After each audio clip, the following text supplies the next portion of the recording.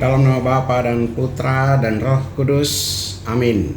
Saudara-saudari terkasih, salam jumpa dalam Renungan Harian Provinsi MSC Indonesia pada hari ini, edisi Sabtu 19 Februari tahun 2022. Bacaan kitab suci pada hari ini diambil dari Injil Markus pasal 9 ayat 2 sampai 13. Kisah tentang peristiwa transfigurasi di atas bukit.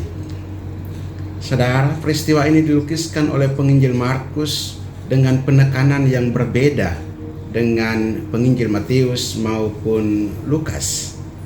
Penginjil Matius memberikan penekanan Yesus pada peristiwa ini sebagai Musa baru yang datang untuk menegakkan juga hukum Taurat, memberikan penegasan-penegasan yang penting bagi rencana penyelamatan yang sudah dahulu melalui Musa dan juga para nabi yang diwakili oleh Elia.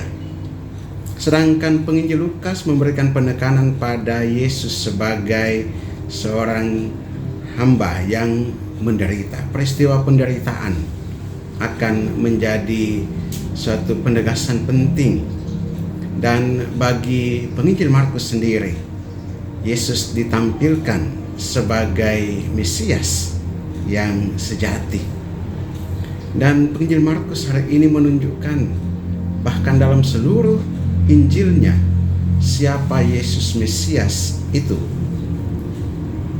yaitu seorang anak Allah.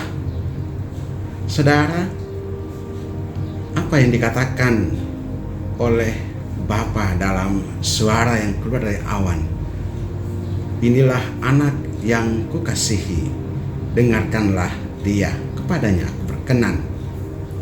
Pernyataan ini menegaskan kepada baik Musa dan Elia yang mewakili perjanjian lama, maupun kepada tiga murid, Petrus, Yohanes, dan Yakobus, yang mewakili perjanjian baru dan meneruskan ajaran-ajaran Yesus.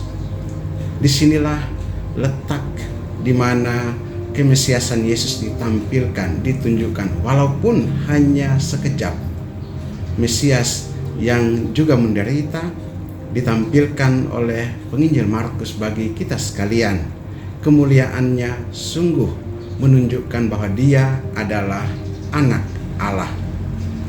Saudara, anak Allah yang terkasih senantiasa juga menuntun kita. Kepada kita juga ditawarkan satu misteri yang kita terima di dalam sakramen pembaptisan ketika kita diangkat menjadi anak-anak Allah pada saat dibaptis.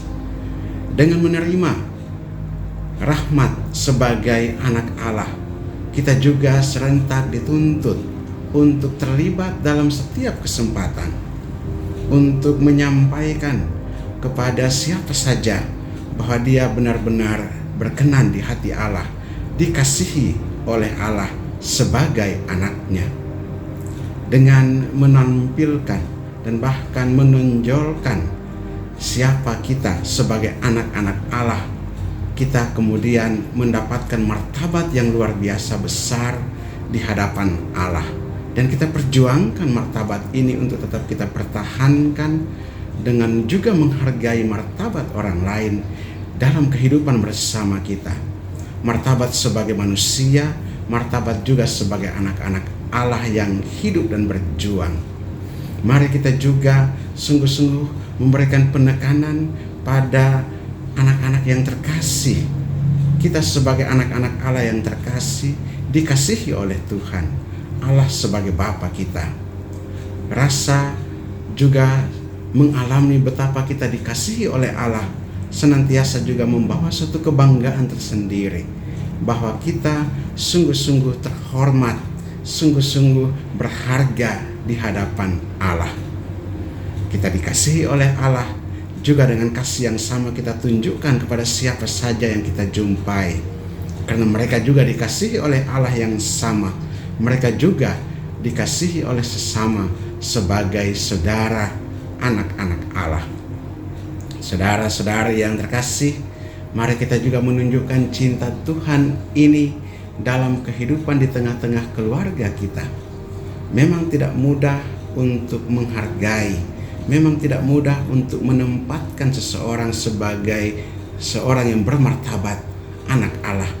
Tetapi kita minta Roh Tuhan agar kita juga ditunjukkan jalan yang benar, agar kepada siapa saja kita pergi, kepada siapa saja kita wartakan, kepada siapa saja kita berikan kesaksian iman Kristiani, kita sebagai anak-anak Allah sungguh berjumpa dengan orang-orang yang juga dikasihi oleh Allah dan mengalami kehadiran Allah melalui kesaksian iman kita.